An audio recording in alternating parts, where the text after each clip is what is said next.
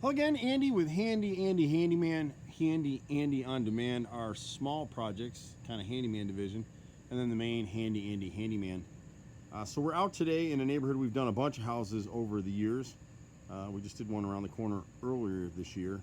And so this is a cedar style house, and we hear this all the time from customers. Every time contractors come out and look at this house, they tell people the siding is defective. They need to change it all for hardy plank, which is like we see in this house right here. Someone told them that that's hardy plank, that's Nichihana siding. Nothing wrong with it, it's just cheaper, and it'll delaminate. So if you put that up in areas like over that roof line or on chimneys, it's gonna crumble and fall apart in a few years. You can catch that on our videos.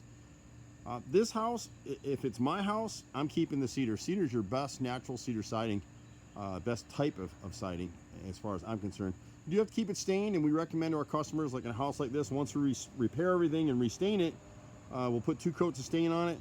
Just plan to budget every couple years, have us come back and just 1 coat one side, and you stay up on it. If you think about the condition of the siding, it's in really good shape considering it's never been caulked. Most of it hasn't been caulked at all. The right side takes a lot of abuse. It doesn't get a lot of sun. He's got about row 6, you're not gonna be able to see it, but row 6 up until the bottom of these windows over here need to be replaced. It's either rotted or it's warped. You can see in this area right up in here, you've got a lot of damage in here, and it's just because no one's ever taken care of it.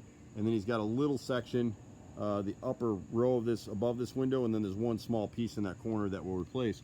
But overall, most of his siding's in great shape, so he can spend some money fixing it up, or he can spend, you know, $30,000 to $40,000 coming in here and re-siding the whole thing. And it's sad in Atlanta right now. We're super busy. We've been busy, you know, all the way through. A lot of contractors are sitting with no work right now, and so they'll come out here. He might be able to get somebody to reside this house for $22,000, $25,000, but they're going to cheat, and they're going to use Nichihana, and they're going to make their money somehow. But the real sad thing is that we're about the only contractor that would come out here and tell him he can save this siding. Most of his trim is in great shape. Most of the siding is in great shape. Right here, we're going to change about the bottom 10 rows in this front right corner. We're going to catch a couple rows right in here to the right of that vent. You're not gonna be able to see it, but there's 2 rows on either side of those dormers over the roof, just really on the roof line. And we seal those bottom edges of the siding up so they'll never rot again. Most of the siding here is good. He's got 5 rows underneath these windows right here that we'll replace because they're warped or they're rotted, or we'll make one continuous row all the way across instead of piecing it in like they did here, if we can get the right wood. Right now it's hard to get cedar, but we can still get it. In here, someone else did this piece in work. You can't piece in cedar siding like this. Most siding, especially if it's dried out like this, it'll warp and the edges won't line up, and that's what's happened here. So we'll replace all the siding between these 2 windows with new materials. We're not gonna do it in this project probably, but whoever built this deck should be shot. It was a previous homeowner. It's not built anywhere near to code. You can't build on blocks like this with 4x4s. It's all nailed together. There isn't a screw in the bloody thing, but it's small, so for now, they could leave it. If we do come back and do something with the deck, we probably will rip it out and continue to bring it across as we've done for others in this neighborhood. Extend this deck to right below the windows here and replace those windows with a door if they wanted to, or not. On the upper side, the right side here, we're going to change out about 12 rows or so. You can see where that one piece is warped above the window, and a few more pieces up through here. The left side of the windows, we've got a bunch in here that we'll replace. Underneath, it's in pretty good shape. The chimneys get the most abuse. I mean, you'll see this on our videos again and again. Right here, we would call this a dog ear. We just change all the siding out for one piece of smooth hardy plank or grained hardy plank and just make a solid triangle.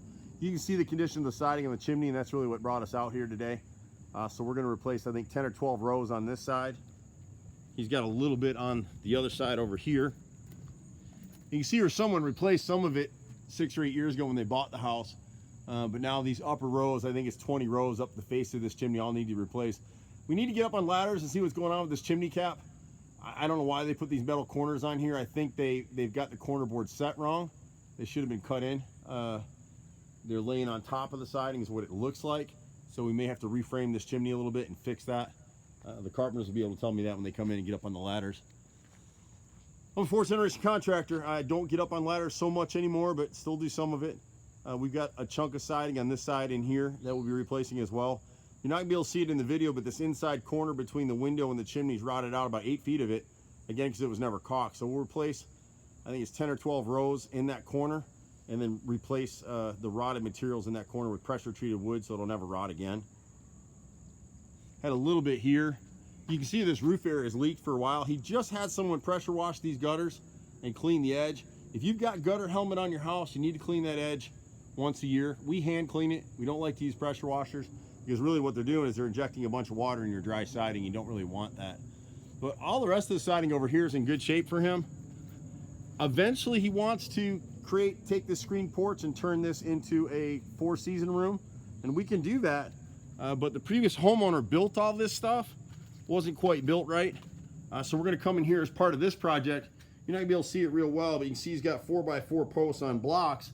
The back side, way back in there, this run is about 28 feet all the way through.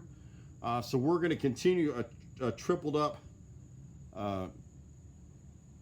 beam from, you can't really see, but midway through all the way to the far corner. And then we're gonna end up putting 5 4x6 posts set in concrete, spaced out every 7 feet, and it'll replace this post right here that's on the edge of this door that he's got setting on a block, and that'll carry the load upstairs. And then instead of reframing this, he actually had 2x8 joists under here, which is fine, but he notched it to put a boat in here. So the guys will add screws and some joist hangers all the way through here to tighten this up. Across the back of the house, again, most of the siding is in good shape back here. I locked this up already, so I'm not going to really go through it again. But there is some rot, and we'll come back. I'm actually racing to get out of here. We've got a storm coming. So this area back here doesn't make a lot of sense. If they want to, we'll go ahead and demo out this deck section back here, the stairs back here, and extend this deck and square it up to give them a nice usable deck in the backyard. And again, for me and my money, they've got an eat-in portion of this kitchen right here. I'd lose that transom window and I'd put a French door there, and I'd end up with a deck back here that's about 10 by 16, I think. And then you could still have a door back here off of this, and we'll firm that up with them later on. We've done a lot of screen porch conversions over years. We've built a lot of screen porches and then come back for customers. Part of his challenge, and you can't see it right now, but where this older deck section is right here that hits the back of that kitchen, there's no flashing in there. So we'll add a flashing plate, because right now the water's been leaking back in, and it's rotted some decking up underneath there. Same thing here. See the gap? They've never sealed it, so every time it rains, that water's going right in there. So we can fix that. Easy fixes. What you can't see in the video is up above the back of this roof line right here. There's 2 rows rotted on either side. Most of this siding is all in good shape. There's a little corner around here. There's a little basement entry area down there for the doggy. And there's some siding that is on the corner of this area right here. Around this corner is a window that should be shrunk up and reframed a little bit. They've got a gutter running right into it, so it's trapping water, and there's maybe 4 rows of siding rotted over in that corner. And then somewhere in here, I think you can kind of see it right here, they did the same thing. They pieced in some siding between these windows, and we would just straighten that all out for them. But overall, a great house, and then we'll come back and hand stain it. Most of this trim is in good shape. There's one corner you're not going to be able to see in the video right here, that upper corner, where it looks like some light is sitting on it right now, where it looks kind of white in the video. We'll repair that piece, but most surprisingly, most of his trim is in good shape too, for something that wasn't caulked. And again, that's because it's cedar. It takes about 30 years for uncaulked cedar to rot, but then once it does, you're done. So you're always better to take care of what you've got. My brother and I have been doing this stuff for 27 years in Atlanta. And just like these customers, they've had a huge headache with the contractors they've dealt with so far. They've had issues with flooring people. They've had issues with window people. It's not them, it's contractors. You know, we tell customers all the time, even these folks, this is a really large project in terms of the other things that they want to do that we're not talking about in the video.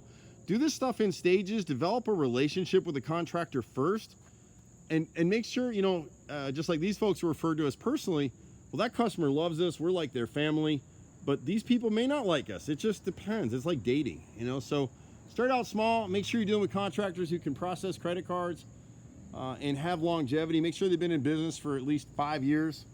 Make sure they have a commercial office somewhere out of their house. They've got a website. They've got reviews online. Make sure they've got at least 30 or 40 reviews. And they're not all going to be good. I mean, it just sometimes people, you know, they didn't hit it off well. But make sure they've got at least 70% of the reviews are good. You'll have questions. Feel free to call 770-912-2829. If you own a cedar house like this one, don't get talked into changing all your siding. You know, spend that money somewhere else. If I come out here and change all their siding out, I'm not adding much of anything to their resale value. They're better off spending that money inside, live here for another 10, 12 years like they plan to,